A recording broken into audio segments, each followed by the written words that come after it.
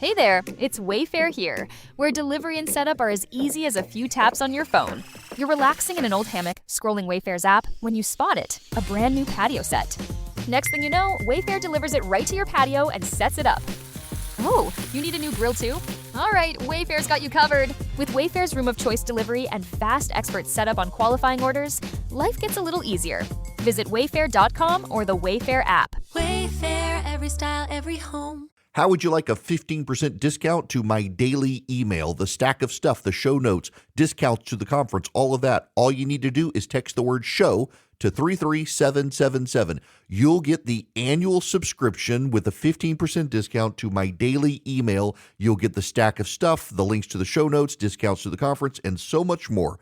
All you have to do is text the word show, S-H-O-W, to 33777. Text show to 33777.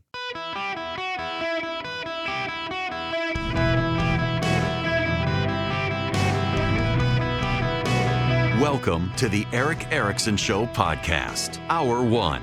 Ladies and gentlemen, boys and girls, it's Eric Erickson across the United States, and the phone number is 877-973-7425. Yeah, it just so happens you're listening to the Eric Erickson Show. We will get to Iran, we'll get to Graham Plattner, we'll get to all of that sort of stuff.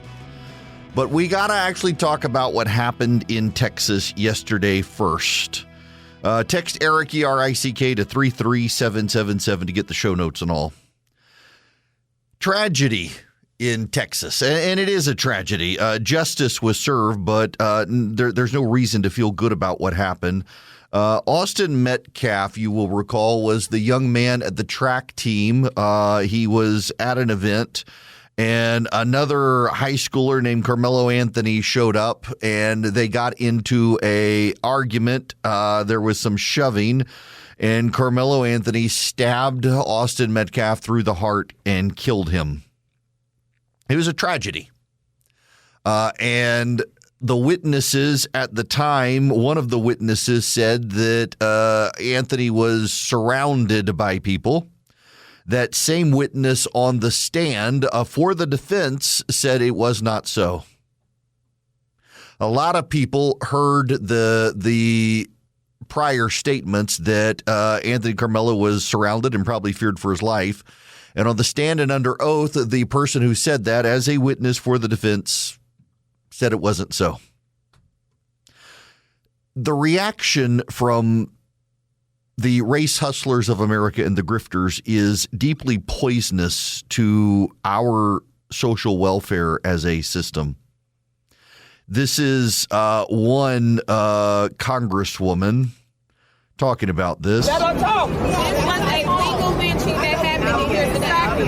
We can't hear you. All right. I said as a former prosecutor, this was a legal lynching that happened in this slaughterhouse.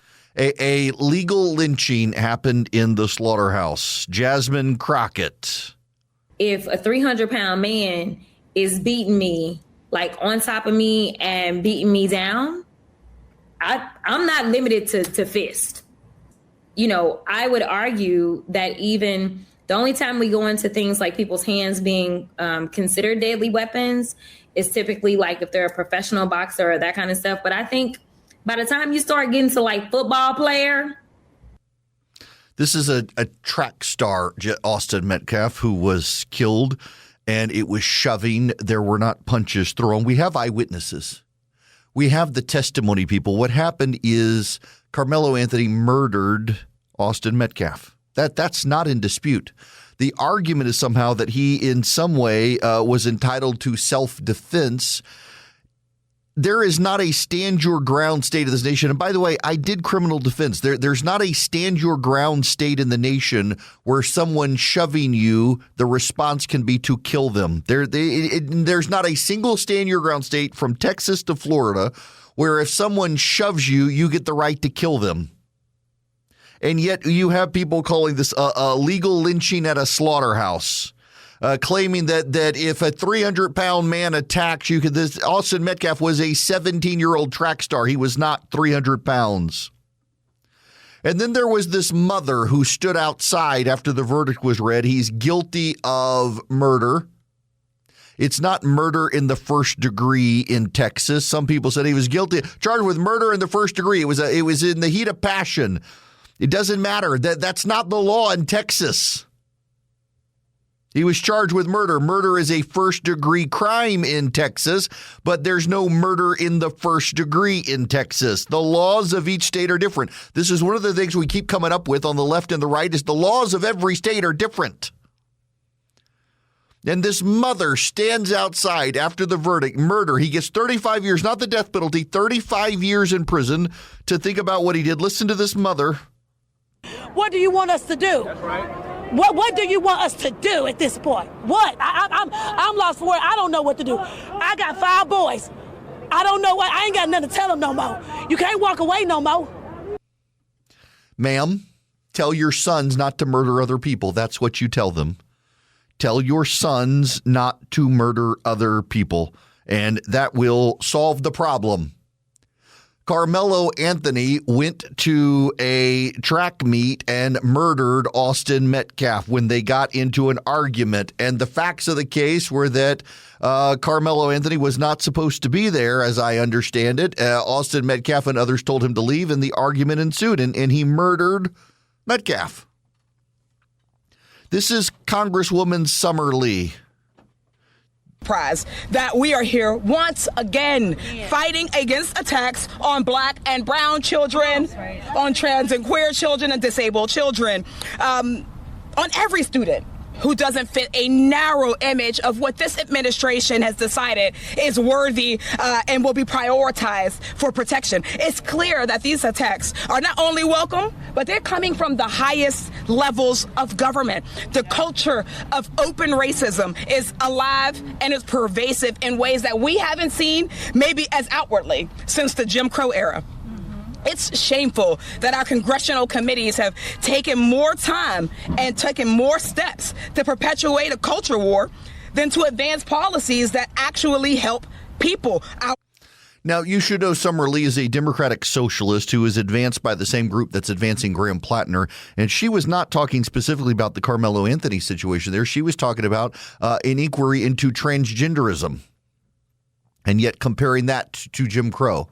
But the rhetoric matches and is the same. This is a tragedy in Texas. A young man is going to prison for 35 years for stabbing to death another young man. And the defense attorney at the end, and by the way, I need to address this too before I move further. There are a lot of conservatives, people on the right online, who are perpetuating lies about Carmelo Anthony's family. There was a fundraiser, a GoFundMe, that raised almost $1 million. And the story that is being spun on the right is that Carmelo Anthony's family used the money to buy a new house and car and then stuck him with a public defender. That's not actually true. He had a competent legal defender who was not a public defender for this trial. The family did move into a rental house to be close to where the trial was going to be, and they bought a car. But you don't have to lie about his family. Then there were a lot of lies said about his family. And the tragedies on their side as well. Their son is going to prison for 35 years. And part of the problem, too, is that they have now imbibed this lie that others have told and poisoned them, as have others who were there. There was not a large crowd at the courthouse. There were more media outlets there than there were people. But it's a tragedy on both sides. A young man is dead. His life cut off. There were people there last night as the verdict was read who claimed that Austin Metcalf's brother needed to die as well. Justice for Carmelo Anthony. We have a culture in this country that is increasingly perpetuating grievance and victimhood for people. We have politicians and prominent officials who are not telling people the truth to keep them whipped into flames, claiming again that they themselves are the salve and the solution. And they just keep the situation festering. What did I tell you about the rise of the champagne socialists, the trust fund commies? These are the people who don't actually fit, the people who don't actually check the box. And so they claim that they can be the solution to the problem, that they have navigated it. And what's really going on here is that they are losing their clout in society. And in losing their clout in society, they're trying to manufacture grievance for others and claim to those who are actually aggrieved that they'll solve the problem. And they never solve the problem, because if they never solve the problem, they will still be needed. And if they solve the problem, they will at some point not be needed. And so you have the race hustlers, the race baiters, the racists, all perpetuating stories, some for white grievance, some for black grievance, some for Hispanic grievance, to keep themselves in charge so they can stir the pot. Look at the Southern Poverty Law Center.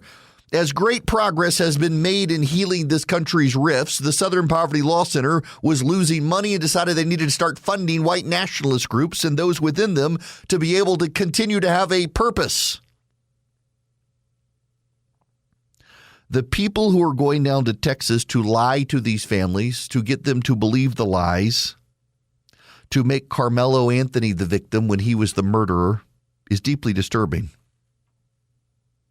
And also, I got to tell you, I really hate the conversation among the politicians. So if you haven't heard, in Northern Ireland, there have been riots in Belfast because a Sudanese immigrant tried to decapitate a local. And do you know the response of the politicians? The response of the politicians is that the video of the incident circulating is fanning flames, and the people who circulate the video need to go to prison. Now, silly me, I thought the decapitation attempt is what fanned the flames, not the video. But the politicians are like, yeah, we can't have people watching this because it'll sow hatred in their heart. The politicians continue to get the diagnosis wrong because they're scared. We have a lot of politicians in this country who are the same way. They don't want to deal with the actual problems. And you know what? There is real racism in the United States. There is. If you don't believe there's racism in the United States, you should go get some friends who aren't white and talk to them about their experience in the country.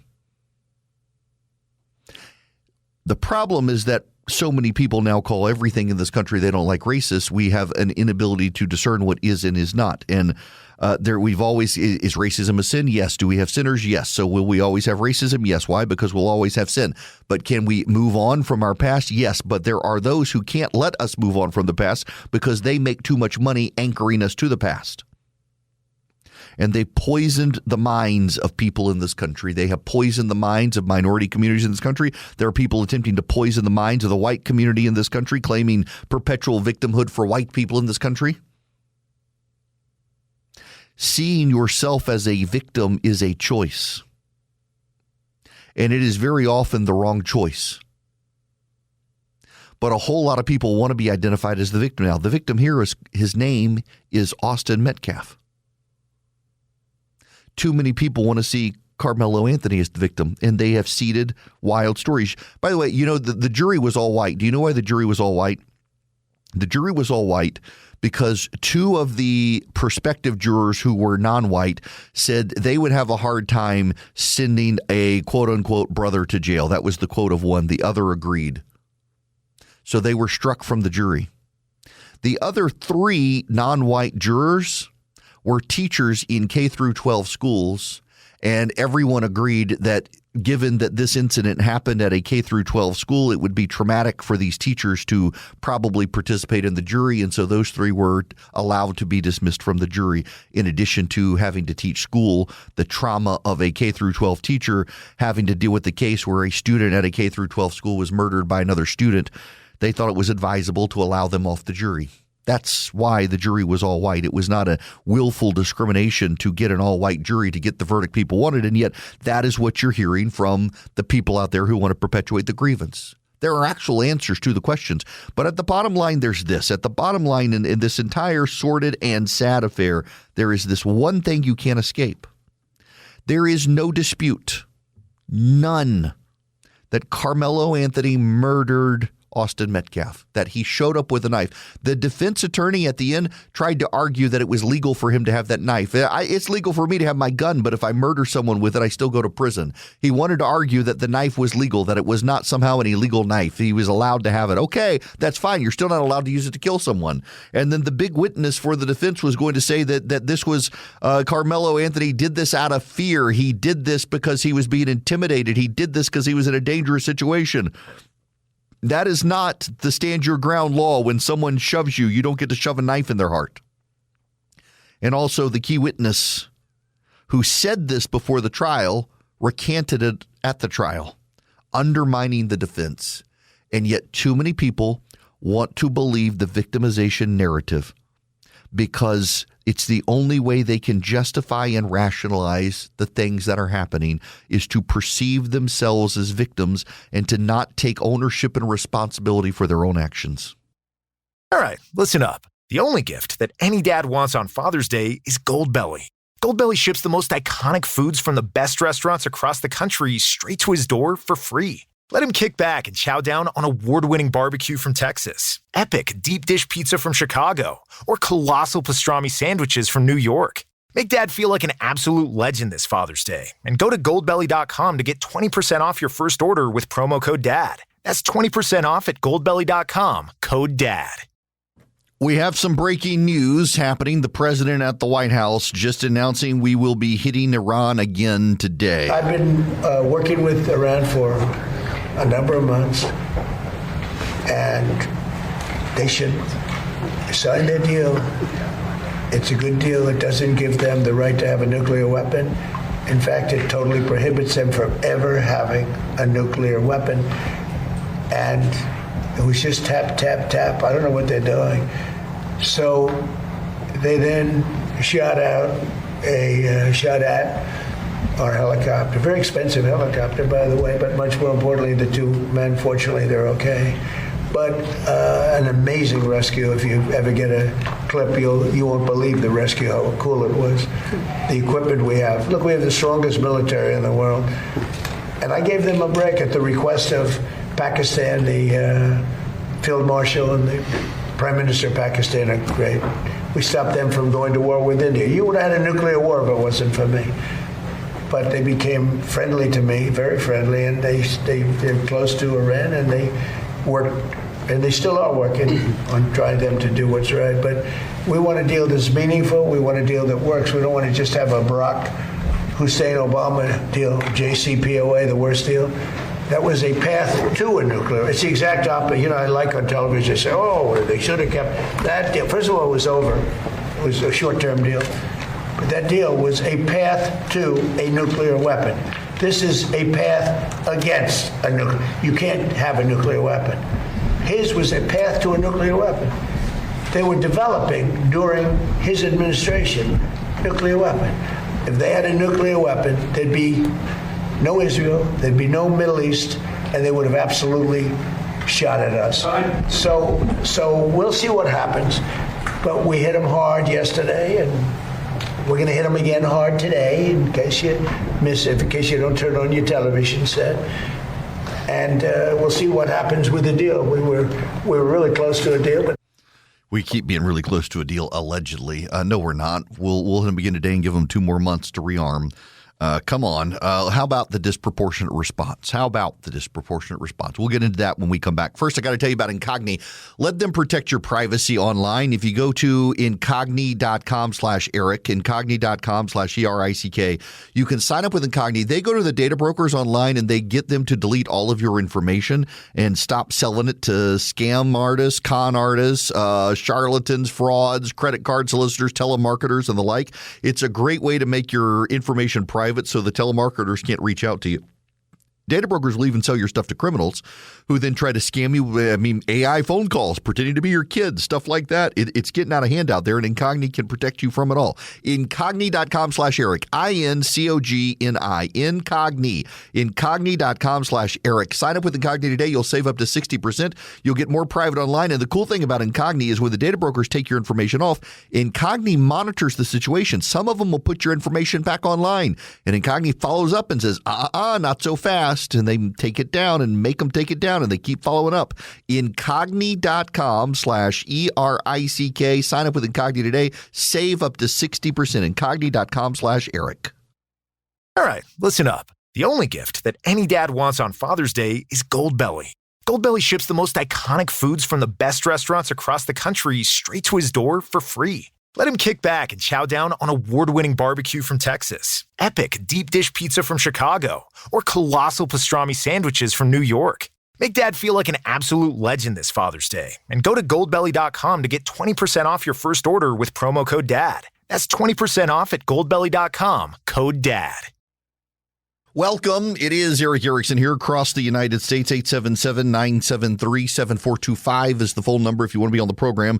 There is a social media account called Scottish Banter, and it is running words that the Scots coming to the United States for the World Cup need to understand. Peace. In America, it means a gun. In Scotland, it means a sandwich. Do not cheerfully tell American airport security that your granny packed you a piece for the flight. They will shut down the entire terminal, and you will never see Scotland again. Messages. In America, it means texts and voicemails. In Scotland, it means you're shopping. Announcing to the room that you are nipping out to get the messages will cause concern. The Americans will wonder why you need to walk to shops just to check your group chat. Ride. In America, a lift in a car. In Scotland, depends on how the night's going. If a local asks you if you need a quick ride, they just want to put you in a car to take you somewhere. Please keep your clothes on.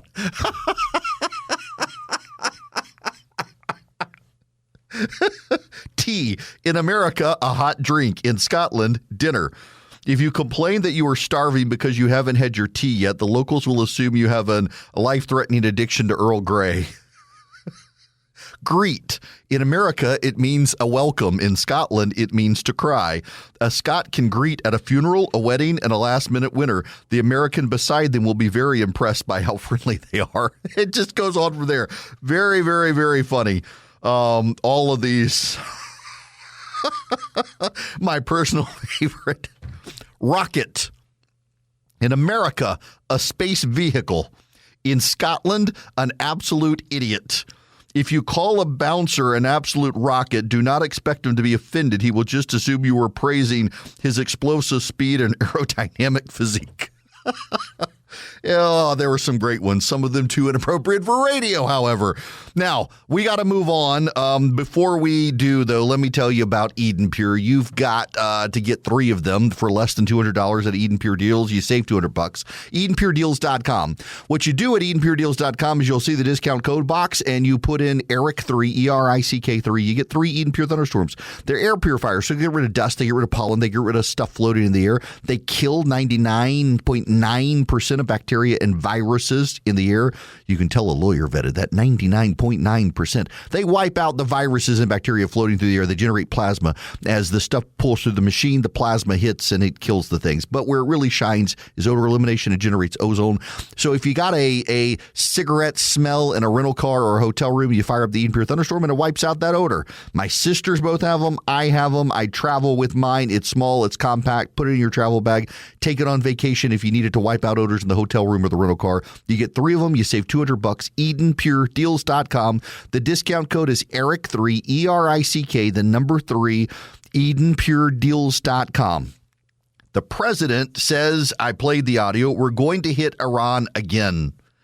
We're going to hit Iran again. Now, this is from Fox News this morning. Strikes against Iranian power plants and bridges because he says the Iranians are tapping the United States along when it comes to the negotiating process. He says the bully of the Middle East is dead. And he told me I may keep going when I asked him about a possible response to the Iranian missile fire that targeted U.S. forces in Kuwait, Bahrain, and Jordan overnight. The president said they had a chance to sign a deal and survive, indicating again that he may order new strikes against the Iranian regime in response to their dragging their feet at the negotiating table.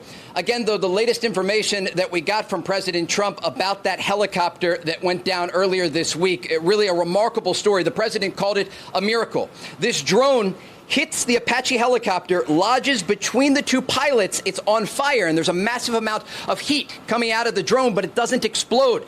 And these pilots very quickly, within seconds, because they're flying very low, take the helicopter down into the sea.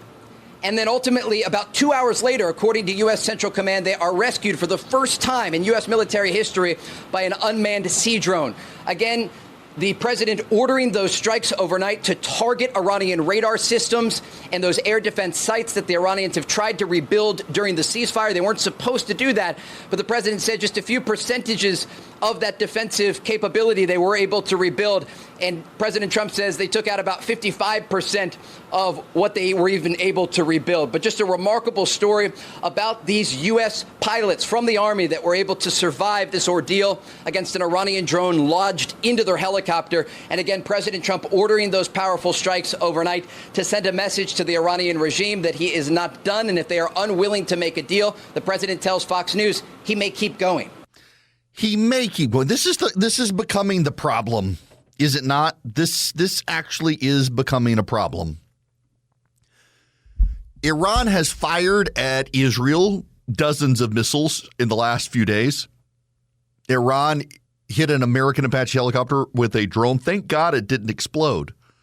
It caught on fire. That's an incredible story. The number of stories, someone has already announced that is it Michael Bay or somebody, one of them is going to make a movie out of the rescue of the pilots who were shot down in Iran. It's already going to become a movie. There are some incredible stories that have come out of this. But I got to tell you, one of the most incredible stories is the president of the United States continuing to assume that he can negotiate with a terrorist regime that wants to bring about the apocalypse. That is about the dumbest thing I have ever seen. With respect, Mr. President, you can't negotiate with terrorists who want to bring about the apocalypse. They are playing you. It's time to blow them up. The only way out of Iran is to go through Iran with a bunch of missiles. I'm not even saying ground troops. Just go blow them up. Blow them up. It's time. We have given the Iranians ample opportunity to come to the table and attempt some level of a peace deal where they swear they will not get nukes. And I don't think you can even trust them in that. And yet the United States president continues to say, well, I want a deal. I want a deal. I want a deal. The art of the deal, Mr. President, sometimes I read your book and you got to walk away from the table and just unleash hell. Come on, man. What are we waiting for? The president played a clip on his social media feed. It was from the West Wing, and the president somehow seems to think that what we were doing against Iran was a disproportionate response to what Iran did. And the problem for the president is that the Pentagon yesterday announced that our response to the Iranians shooting at Americans, taking out one of our helicopters, was actually just a proportional response. We don't need proportional responses at this point. We actually need the president of the United States to go blow up the Iranians and take them out. The White House here, let me play for you this clip.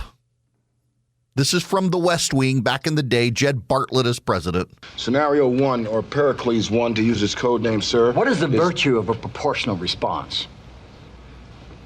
I'm sorry? What is the virtue of a proportional response? Why is it good? They hit an airplane, so we hit a transmitter, right? That's a proportional response. Sir, in the case of Pericles 1... They hit a barracks, we hit 2 transmitters. That's roughly it, yes, sir. This is what we do. I mean, this is what we do. Yes, sir. It's what we do. It's what we've always done. Well, if it's what we do, if it's what we've always done, don't they know we're going to do it? Sir, if you turn your attention to Pericles 1. I have turned my attention to Pericles 1. It's 2 ammo dumps, an abandoned railroad bridge, and a Syrian intelligence agency. Those are 4 highly rated targets, sir. But they know we're going to do that. They know we're going to do that. Those areas have been abandoned for 3 days now. We know that from the satellite, right? We have the intelligence. Sir. They did that, so we did this. It's the cost of doing business. It's been factored in, right? Mr. President. Am I right or am I missing something here? No, sir, you're right, sir. Then I ask again, what is the virtue of a proportional response? It isn't virtuous, Mr. President. It's all there is, sir. It is not all there is. Sir, Admiral Fitzwallace. Excuse me, Leo.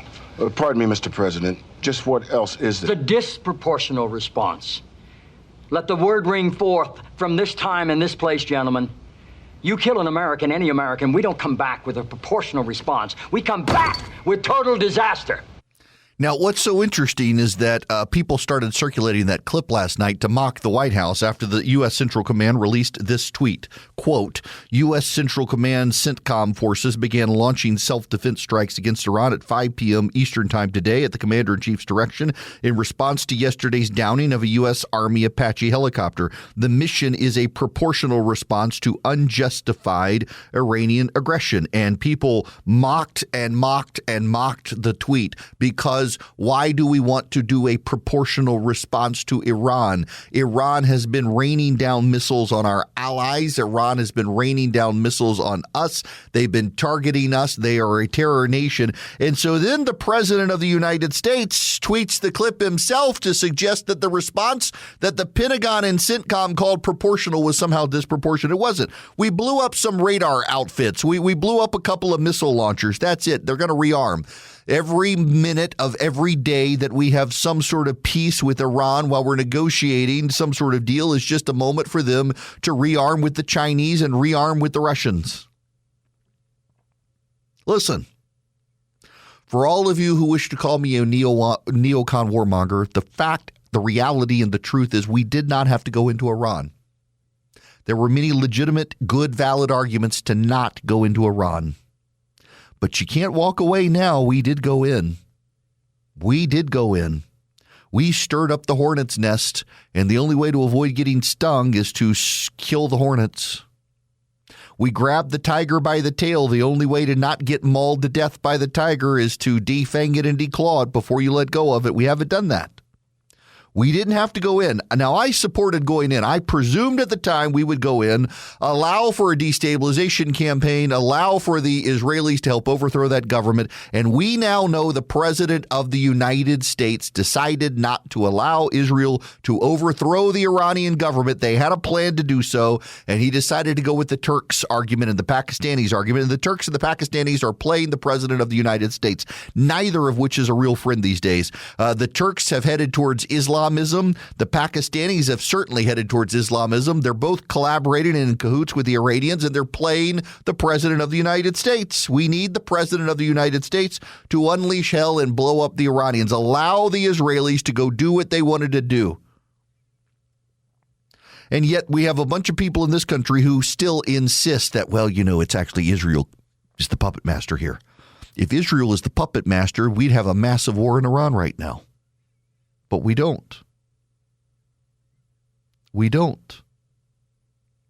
Instead, what we have is an Iranian regime that is stirred up like a hornet's nest, lashing out at our allies, and the president could do something about it. I hope that the president has finally realized the only way out of Iran is through Iran. Running missiles through every major defense building in that country, blow up the power plants, blow up the bridges, target the Iranians, and wipe out the regime's ability to fight back. It's time. It's time for the president to dig his heels in, allow Israel to go in, engage the Iranians, and see if we can spark the revolution within Iran that so many people have wanted. We know from social media accounts, now that the internet got turned back on in Iran, that millions of people marched in the streets in Iran in protest of the Iranian government as missiles were raining down on Israel or down on Iran by the Americans and the Israelis. The Iranian people were marching in the streets in support of what was happening. Let those people take out their regime. The Israelis were prepared to do it, and President Trump told them not to. It's time to enable them to do it. And let's see what happens. Put them on the run. The Iranians came out of this mess thinking that they're strong, and they're not. but they believe the American press corps that hates Donald Trump. The problem is that every day that goes by, they rearm and they get stronger. It's time to weaken them again and maybe, hopefully, finish them off. Hey guys, I found the only gift that Dad wants this Father's Day. Goldbelly. Goldbelly ships the most iconic foods from the best restaurants across the country straight to his door for free. Let him relax and enjoy award-winning barbecue from Texas, epic deep dish pizza from Chicago, or colossal pastrami sandwiches from New York. Make Dad feel like an absolute legend this Father's Day and go to goldbelly.com to get 20% off your first order with promo code DAD. That's goldbelly.com, code DAD. This hour of the program is brought to you by Van Allen Golf. Great gift for Father's Day, people. VanAllenGolf.com. Text golf to 33777. I'll send you the link to Van Allen Golf. It's ALLEN, VanAllenGolf.com. Check them out on Instagram. And also, I'll send you a link to Golfer's Journal. Great gifts for Father's Day. Don't say I left you without any great gifts for Father's Day. You got some great ones there, and you should go check them out. Now, I have to give you the bad news of the day. I saved it for the end of the first hour. The bad news. The Dow is down 650 points. NASDAQ down 336. S&P down 71. Oil is up over $90 a barrel again, 93 for Brent crude, 90 for West Texas crude. Why?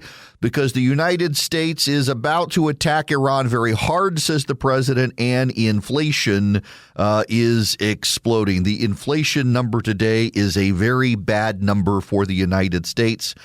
Inflation rose to 4.2%, and I will provide you the quote from the president in the White House when someone asked, are you concerned about the latest inflation numbers, the highest since 2023? The president says, and I quote, no, I love it. The numbers were great. You know what I really love? I love the inflation. You know why? Because as soon as the war is over, and then he begins to say that the price of oil will go down. The explanation from Catherine Watson, one of the best journalists out there, CBS News. No, I love it. The numbers were great. You know what I really love? I love inflation. You know why? Because as soon as the war is over, I can say it now, something you don't know. Did you know we've been taking out millions of barrels of oil? Nobody knows it. You know who doesn't know about it? Iran right now. We took out the other night 22 ships late at night with no lights. The president saying they are taking Iranian ships out, 22 of them, he says. The problem here is that inflation is so high at this point, the markets and Wall Street have concluded the only thing the Federal Reserve can do is raise interest rates at a time the president wants them to lower interest rates. Consumer prices from the Wall Street Journal were up 4.2% in May from a year earlier, the Labor Department said Wednesday, accelerating from 3.8% the previous month. That was the highest year-over-year reading since April 2023, and a sign high energy costs stemming from Iran are continuing to push prices up, yet the month-over-month rate of increase cooled slightly compared to April, a sign that the sharp rise in energy prices may have peaked and begun to soften. Economists said May's reading, which was in line with expectations, is likely to be the high water mark in the recent run-up in inflation from this year's energy price shock. That's assuming gasoline prices don't accelerate again with renewed conflict in the Strait of Hormuz. Prices excluding food and energy rose 2.9%. That was also in line with forecasts, but slightly hotter than the 2.8% of last month. More market turmoil, and people are feeling it at the pump, and they're not happy. And we've got inflation right where it was when Americans decided to boot the Democrats in 2024. Think about that. Now, Swiss America has been keeping their eye on all of this. If you go to SwissAmerica.com/Eric today, not only can you get their secret war on cash report, the war on cash, they say, has been intensified for decades as insurmountable U.S. debt and a dying dollar have set the stage for the currency reset. You get the secret war on cash report. You fill in all of the information there. They will send it to you for free. And then up top, you'll see the news and views tabs, and click on the Real Money blog. The Real Money blog, you will see lots of in-depth news about the GDP, about how it's affecting currencies, about how it's affecting precious metals, about how the BRIC nations are trying to mess with the markets and the price of the U.S. dollar. Go to SwissAmerica.com/Eric. You can also get, for example, the market news with consumer price information and everything up to date. SwissAmerica.com/Eric. Also get the Swiss America Trading podcast, SwissAmerica.com/Eric. SwissAmerica.com/ERICK. Sign up today. Get that secret war on cash report. If nothing else, it's completely free, and it's eye-opening on how the government's trying to steer you towards plastic, away from cash, crypto, and precious metals in your spinning because they want to track you. SwissAmerica.com/ERICK.